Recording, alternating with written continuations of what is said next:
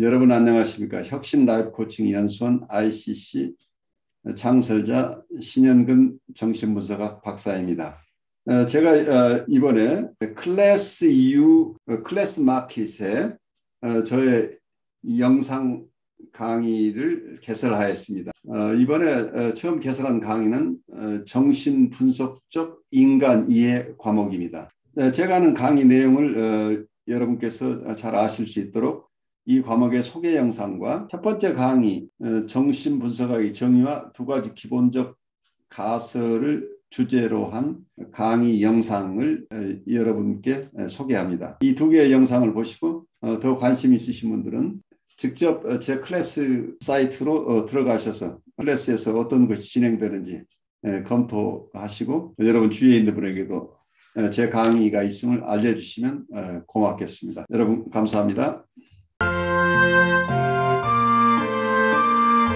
426쪽 보면 각 주에 브로이어와 프로이드 사이의 협력 관계는 히스테리 연구의 출간 직후 깨어졌다. 그것의 부분인 이유는 프로이트가 히스테리의 기원을 억압이 아니라 성욕으로 보았기 때문이다. 근데 이 번역이 조금 이상해서 혹시 여러분들이 뒤에를 보실 때 주의 내용이 약간 원문과 다른 부분이 있어서 제가 그 부분 조금 주의를 시켜드릴게요. 거기 여기 원문에 이게 주의라는 말 노트로 나와 있는데 그 중에 챕터 1의 세 번째 주해에 보면 Breuer's collaboration with Freud ended shortly after the publication of studies on hysteria. 이 부분 번역은 아주 잘 돼 있어요. 브로이어와 프로이드 사이의 협력 관계는 히스테리 연구의 출간 직후에 깨어졌다라고 돼 있는데 그 다음에 나오는 얘기가 at least partially because of Freud's controversial turn toward sexuality in exploring the origin of hysteria. 이 얘기는 그냥 원문대로 해석을 하자면 프로이드가 히스테리아의 기원에 관한 탐구를 함에 있어서 성적인 부분으로 경도되었기 때문이다. 그 and this partially 전체적인 것은 아닐지라도 부분적으로는 브로이어와 프로이드가 관계가 서로 어긋난 이유가 부분적으로는 히스테리 기원에 관한 연구에서 프로이드가 아주 논쟁적으로 성에 대한 것, 성적인 것, 성애적인 것으로 주의를 기울였기 때문이다. 그래서 그 기원은 성적인 것이다. 성적 이론을 중심으로 히스테리를 설명했기 때문에 이게 브로이어의 의견과 달랐다는 얘기예요. 그래서 지나치게 성이라는 것, 섹슈얼리티 중심으로 여기서 히스테리를 이해하려고 했던 프로이드 때 태도 때문에 브로이어가 거리를 두게 됐다. 그 전체적인 이유는 아닐지라도 프로이드가 지나치게 성일변도로 히스테리를 설명하려고 했기 때문에 브로이어하고 관계가 지속되기 어려웠다 하는 이야기를 하고 있는데 번역하시는 분이 조금 너무 친절하게 어떤 얘기까지 하고 있냐면 그것의 부분적인 이유는 프로이드가 히스테리의 기원을 억압이 아니라 성욕으로 보았기 때문이다. 그런데 억압이 아니라고 하는 부분이 사족이에요. 들어가서는 안 될 얘기예요. 그래서 마치 억압과 성욕이 대치되는 것처럼 이렇게 돼 있는데 그게 조금 원문의 내용에 없는 내용이 들어가서 혼란을 일으켜요. 어쩌면 억압과 성욕은 서로 밀접한 관계에 있는데 프로이드가 성일변도로 히스테리를 이해하려고 했다고 하는 것은 맞는데 갑자기 억압이 아니라 그래서 억압은 프로이드가 주장하지 않은 것처럼 이렇게 묘하게 돼 있어요. 그 리프레션이라는 것은 굉장히 중요한 방어 도구인데 프로이드의 이론에서 아주 중요한 핵심적인 내용인데 그 부분이 아마 초기에는 디프레션이라는 개념이 잘 발달하지 않았을 수는 있지만 여기서 프로이드하고 관계에서 어려움을 겪었던 것은 이 저자의 설명에 의하면 성일변도로 히스테리를 이해하려고 했던 부분에 대해서 프로이어가 받아들이기 어려웠다고 하는데 여기에서는 그 시점에서는 이 억압 얘기는 전혀 언급되지 않은 부분인데 번역하시는 분이 그 부분을 삽입했다는 걸 여러분 이해하시면 좋겠어요. 타고난 천진함 때문에 그 경험을 처리할 방법이 없었던 어린이는 성욕이 자연스럽게 만개되는 사춘기에 이르러 새로운 문제와 마주치게 된다. 청소년기의 새로운 강렬한 감정들은 처리되지 못한 채 어린이의 마음 밑바닥에 묶여있는 초기의 기억들과 감정들에 다시 불이 붙이게 되고 그리하여 강력한 압력으로 신경증 증상을 만들어내기 때문이다. 이러한 프로이트의 초기 이론에 따르면 아버지에게 성적인 감정과 두려움을 동시에 느꼈다는 글로이아의 기억은 자신이 아버지에 의해 실제적으로 성적 유혹을 받았다는 사실을 은폐하고 있다. 사실 글로리아는 아버지가 노골적인 행위를 했던 것은 아니지만 그녀의 성에 대해 두려울 만큼 강한 관심을 가졌다는 사실을 여러 차례 기억하고 있었다.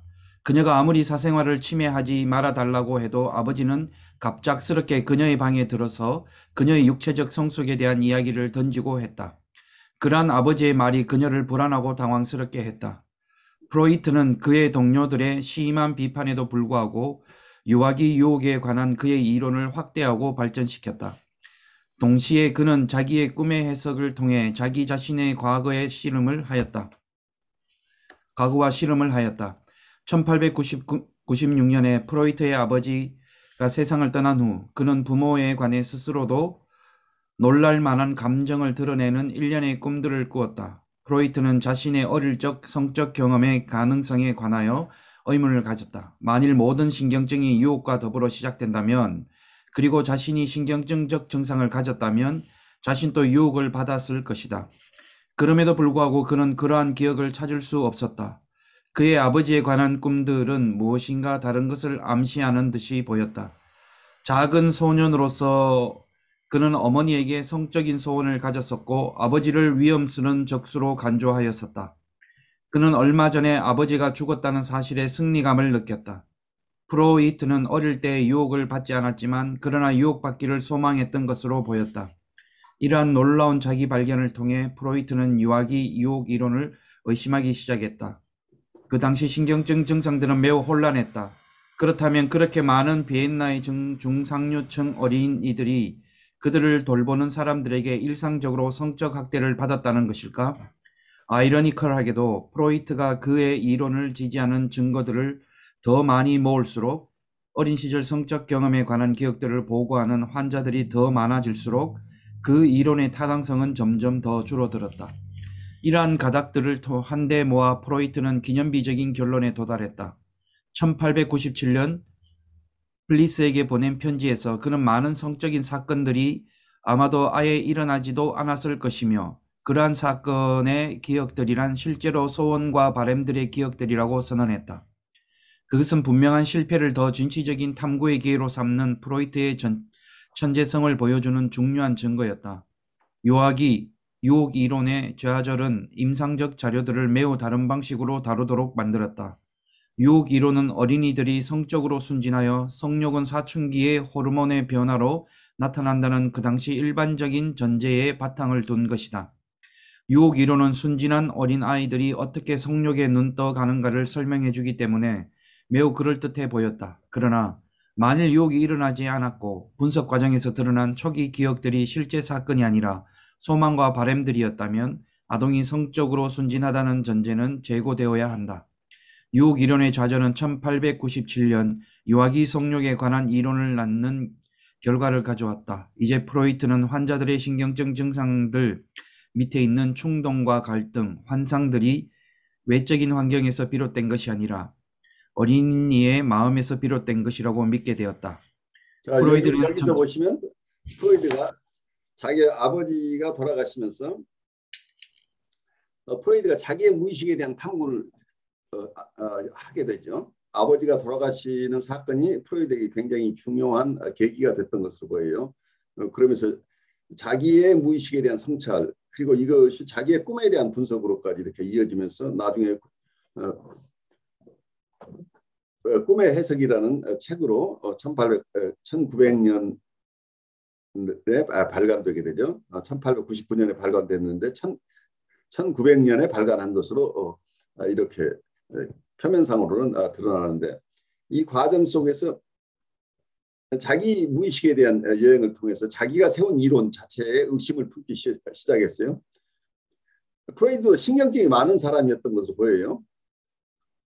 이분이 숫자에 대한 미신도 굉장히 드러나죠.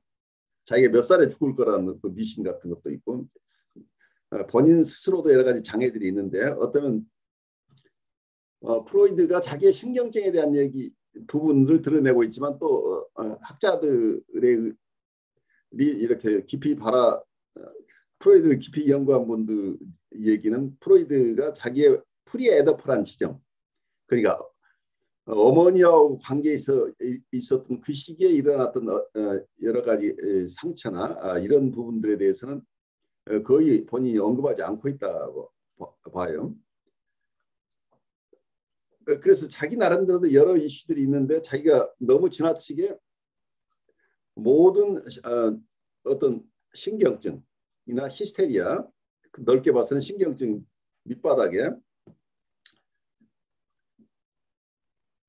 성적 유혹이 있었다고 하는 이론이 너무 거창했던 거죠. 자기한테 대입을 해도 이거 잘 맞지 않는다는 것을 느끼면서 거기에서 새로운 이론의 변화가 생겨요. 그러니까 처음 프로이드가 가져왔던 것은 이러한 신경증의 근원에는 유아 시절에 성적 유혹이 있었다. 성적 유혹이 있다는 말은 시덕신이라고 표현했지만, 요즘 얘기를 하면 성적 학대가 있었다, 섹슈얼 어뷰스가 있었다고 하는 이론인데, 그러니까 결국 어린 시절에 어린 시절에 실제 트라우마가 있어서 그 트라우마 때문에 신경증이 생겼다 하는 이 기본적인 이론에 대한 첫 번째 도전이 자기 안에서 생겨난 거죠. 만약에 자기의 신경증이나 이런 부분들이 있는 것을 인정한다면, 그러면 자기에게도 성적 학대가 있었는가? 그러면 다른 환자들도 보니까 환자들 얘기를 들어보면 들어볼수록 더 많은 사람들이 자꾸 성적 어뷰스나 성적 유혹에 대한 얘기를 하고 있는데, 그게 실제로 일어난 사건일까 하는 의문이 발생하면서, 지금까지 성적 유혹 이론은 환경에 의해서 신경증이 발생한다는 이론이죠. 근데 이걸 벗어나는 과정 속에서 너무 또 극단으로 가는데, 이게 하나의 판타지라고 보기 시작하는 거죠. 실제 경험이 아니고 아이가 그런 판타지이기 때문에, 아이는 판타지와 리얼리티를 구별하지 못하는 시기가 있기 때문에,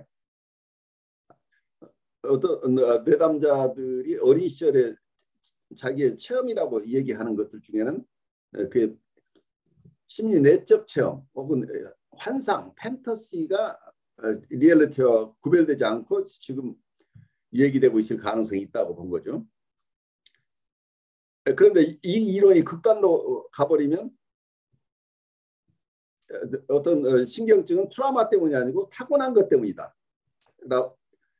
그러니까 아이의 판타지는 어디서 왔느냐 이렇게 들어가 보면 이미 이거 판타지는 이미 타고난 것이다 라고 보게 되는 거죠. 그러면서 이게 왜 이런 판타지가 생기는가 하는 것을 이론화한 게 유아 성욕 이론이에요. 그 이전까지는 아이들은 순진하다고 얘기를 했는데, 프로이드가 이걸 뒤집었어요. 아이에게 성적 욕망이나 성적 본능이 있다. 성적 본능을 아이들이 가지고 있다라는 이론으로 가면서 그 성적 본능으로부터 판타지가 발생한다. 소망이나 판타지. 그러니까 소망이나 바램, 롱잉이나 위시나 롱잉이나 이런 게 발생한다고 보면은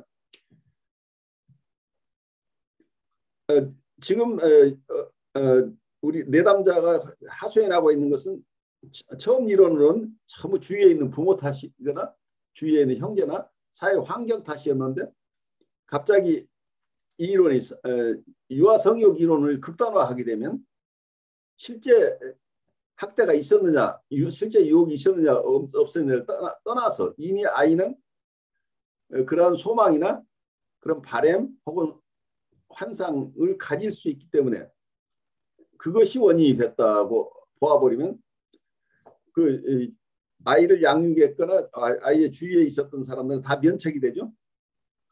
그분들 탓이 아니고 이건 순전하게 이분이 어린 시절 가지고 있었던 판타지 탓이다. 그럼 그건 왜 생겼느냐? 이건 타고난 것이다. 그래서 생리적인 것이고 이미 타고날 때 가지고 있는 기질이나 어떤 본능 이런 것에 영향을 받은 것이지 환경보다 그걸 더 중요하게 생각하는 이런 상황이 된 거죠. 근데 어떤 정신분석이 초기에는 성적 유혹 이론으로 시작을 했는데 나중에 이런 유아 성욕 이론이 발달하면서 어쩌면 그런 이론을 신봉하는 많은 정신분석가들이 실제 이런 신경증을 겪는 분들이 자기의 어린 시절의 트라우마를 얘기할 때 그걸 잘 반신반의하는 것 하는 태도가 사람들 얘기를 그대로 받아주지 않는 이런 태도처럼 느껴지는 이런 상황들이 오래 발생한 거죠. 왜냐하면 이론적인 배경이 판타시일 가능성이 높다고 보니까 그분들의 얘기를 듣는 자세가 우선 저지멘탈한 쪽에서 들었을 가능성이 있기 때문에 그런 부분에서 충분한 공감을 못 해준다 하는 이런 입장이 갈 수 있었던 하나의 원인이 된 건데 현대에 와서도 이런 상황은 여러분들이 일상에서 사람들을 만나거나 아니면 실제 임상에서 많은 사람을 만날 때 그분들의 얘기 속에 우리가 믿을 수 있는 것인지 아닌지 잘 모르는 이런 얘기들을 계속 하세요. 근데 중요한 것은 리얼리티 자체는 사이킹 리얼리티나 인터널 월드 속에 자기의 내면 세계 속에서 체험한 것도 그 리얼리티라고 받아들이죠. 넓게 리얼리티를 보면은 그러니까 익스터널 리얼리티뿐만이 아니라 외부의 현실뿐만 심리 내적 현실도 현실이라고 이렇게 본다면 그분들의 얘기를 일부러 꾸며낸 얘기라고 들어서는 안 된다는 얘기죠. 그래서 여기 이 경우에 지금 우리가 보드라인 환자들을 우리가 많이 만나면서 여러분들 우리 두 번째 시간에서 계속 얘기를 하는 게 이런 부분들이에요. 이분들은 정서적으로 그게 실제 일어난 사건인지 아닌지는 몰라요. 그렇지만 이분들이 전달하는 이 정서는 우리가 그대로 공감해 줘야 돼요. 정서적으로 그 실제 사건이 일어나느냐 일어나지 않느냐는 그건 차치하고 이분이 그러한 어떤 자기 안에서 일어나는 생각이나 어떤 기억 때문에 그 기억이 현실적인 경험의 기억인지 판타시의 기억인지는 알 수 없지만 어쨌든 기억으로 남아있는 것들 자꾸 이분에게 떠오르는 연상들 때문에 고생하고 있다면 그 고생하는 그 정서 자체는 공감을 해주되 그렇지만 이분들이 얘기하는 여러 가지 사건 실제 일어났다고 하는 사건들은 경우에 따라서는 이게 판타시일 수도 있기 때문에 실제 경험이 아니고 이분이 자기가 그렇게 어린 시절에 상상 속에 느낄 수도 있는 거기 때문에 그 부분에 대해서는 판단을 유보한다. 그래서 비판적이라고 할 게 아니라 그건 시간이 가면서 점점 드러날 것이기 때문에 우리가 먼저 이게 맞다는 확신도 가지면 안 되고 틀렸다는 확신도 가지면 안 된다는 거예요. 그래서 어떤 우리가 굉장히 중요한데 그 부분이 저지멘탈 판단적으로 들어가면 처음부터 우리가 이 사람은 어느 편견을 가지고 보기 시작하는데 그 편견을 벗어나서 이분의 얘기를 고지고대로 그러니까 너무 이걸 신뢰해도 안 되고 그렇다고 이걸 너무 의심해도 안 되고 그냥 어떠면 그 실체가 점차 드러날 것이기 때문에 이게 어떤 정신 분석 상황이나 여러분들 상담 상황 자체를 중간 영역으로 인터미디어리 에어리어라고, 그리고 분석적인 스페이스 자체는 여기서 옳고 그름을 따지는 세계가 옳고 그름을 따지는 곳이 아니라는 것을 여러분들이 받아들이는 게 좋을 거예요. 그런 점에서 아주 프로이드 초기부터 우리가 내담자의 말을 어떻게 들을 것인가 하는 도전이 숨어 있다는 얘기예요. 그래서 우리가 너무 하나의 고지식하게 내가 가진 이론적인 배경을 가지고 이분들을 바로 이해하려고 하는 것은 굉장히 위험하다는 얘기예요. 프로이트는 점차 강렬한 성적 갈등이 미래의 신경증 환자들뿐 아니라 모든 남녀의 아동기를 지배한다고 확신하게 되었다. 나아가 신경증 환자들의 증상 안에 숨겨진 성적 요소들은 관습적인 이성 간 성교에만 제한된 것이 아니라 도착된 성욕과도 더욱 관련된다고 보았다. 성기가 아닌 입이나 항문과 같은 다른 신체 부분과 교접이 아닌 빨고 배설하고 심지어는 보는 것과 같은 신체 과정도 신경증과 관계 있다는 것이다. 프로이트는 신경증과 도착된 성욕에서 동시에 발견되는 성적인 관심과 행위가 아동의 타고난 성욕에서 비롯되었다고 생각하게 되었다. 그렇다면 왜 성욕은 삶의 문제를 가져오는 강력한 원인이 되는 것일까?